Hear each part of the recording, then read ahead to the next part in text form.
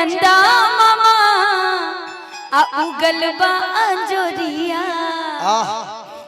आ छतिया लगाली करवट फेरी हमरे ओरिया जख्मी सर बीतल जाए रातिया सुहानी बलम रवा हरे लगही तवानी बढ़ल जाता मार बरसानी बलम रवा लगही माइनर दे दो माइनर ए जे माइनर हेलो ए आवा ना इतना नीमन गाना बा कहो माइनर में जाता रह एहू से निमन ले लो अच्छा कहो गाना के रोटिया के सुनो सखी बतिया से जिया पयोले जो सजानवा गाना के रोटिया के सुनो सखी बतिया से जिया पयोले जो सजा ए कोल कोल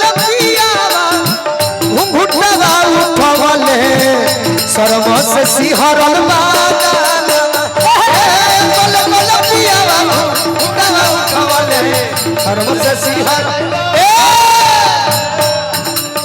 घुंघुटवा उठवले गले सिहरल ए देखी ज्योति जी शिव नारायणी करे के कहल जाला ई जान तनी के गावेला जे रविदास जी के मानत हुई अच्छा हमनियों के गाई ले जब कि इतना फास्ट में शत्रुघ्न भी अपन विदाई लेवे के चलते बजौले हम मेहनत आई प्रेम से देखे अरे ओ नैना नसीला हने आवा अरे राउर कितना मूड बना रहा है नसीला ना हमरा के जा ना लगता जी जनी ना हम घूंघटा उठाई ना ना ना ना आवा ना हो जानी ना हम भाई ना उठाई हमरा लाज लगता जी जानी घुंघटा उठाई हमरा कोल कोल पियावा घुंघुटवा उठावले शर्म से सिहरल कोल पियावा घुंघुटवा उठावले शर्म से सिहरल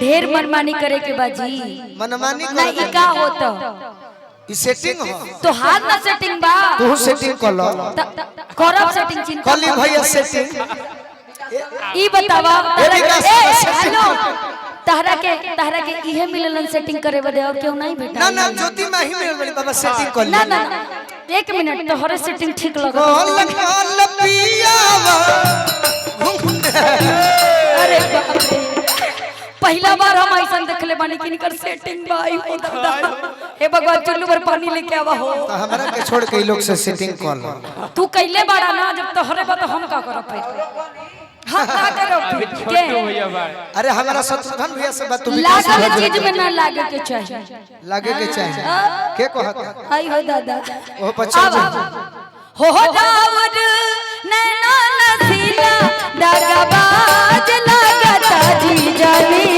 घुंघटा उठाई हमरा लाज लागता जी जानी घुंघटा उठाई हमरा लाज लागता राउर कितना तक पढ़ाई भइल बा काहे जी अब हमरा पढ़ाई पे कहा जाता नहीं एगो बात माने आईए बीए भइल बा बोली ना आगे बोली एमए भइल बा पर्चा बताओ बागेश्वर महाराज जी लिखे तो ये से ज्योति जी कहत नहीं यही भोजपुरी का बागेश्वर बड़ा लिख दिया भोजपुरी का बागेश्वर गोलू अरे एमए कोइलू ज्योति तनियो में कुछ पढ़ा एमए कोइलू ज्योति सुना ना हमरा सुना ए में कैला बाबू ना भाई तू बोला तर तो हम रोकत नहीं रोकत नहीं भाई अरे यार तो जैसा गाना चल रहा थोड़ा ना तो हमरा के कह ले दो अच्छा कह कहा तोहरो तनी से पेटवा भरिए ये में कोइलू ज्योति अरे तनियो में कुछ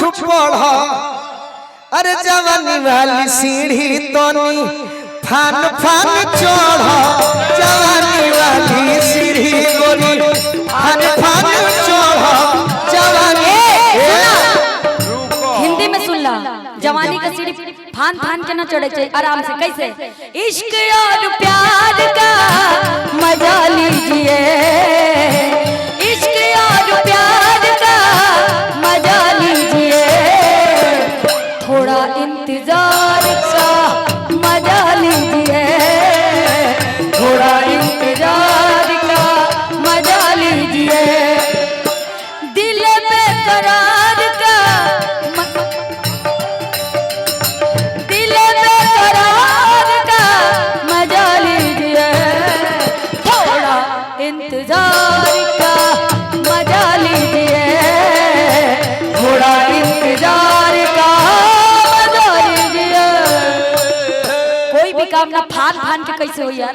फान फान के गिर जाए तो मुंह में टूट जाए। एक मेरे समाज के भाई हैं, अच्छा जो भी जेल में है, जिनका नाम है मनीष कश्यप। अच्छा। वो जब भी पुल गिरता था ना कम दिनों में, तो मीडिया के लोगों से, जनता से पूछते थे कि मैं इनको रेलू कि न रेलू।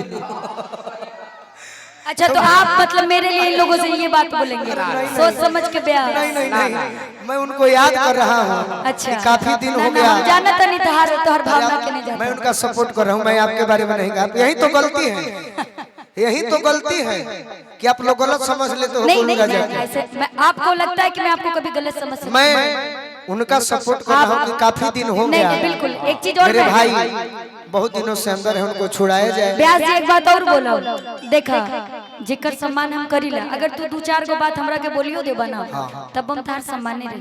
आज यहाँ प्यार होला, झगड़ा होला नहीं, झगड़ा नहीं करना चाहिए। ये तोहस में आकर के झगड़ा ना करो, उसका मजा ये देखो।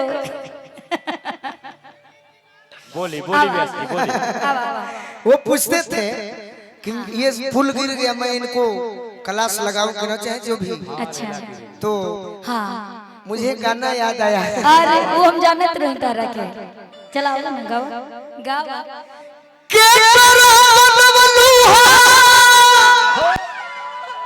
और तो हर बनवली हो जतरवाए बाबू, अतनिका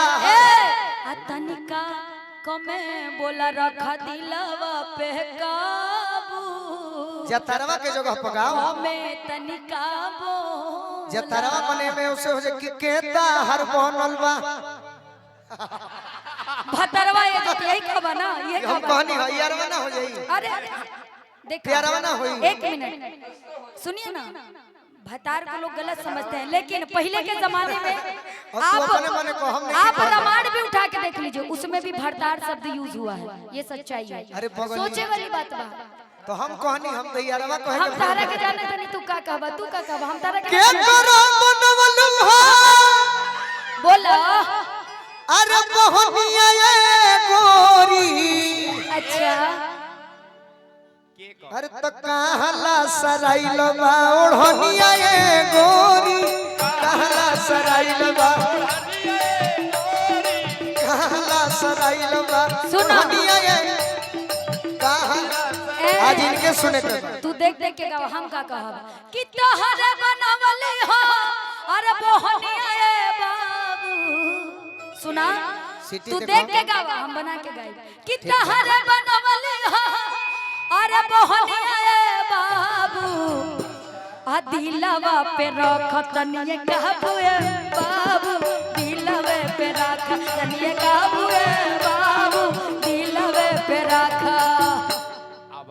के बस समाइल तोरा दिलवा के अंदर, अरे तोहरा सिवा नहीं केहू।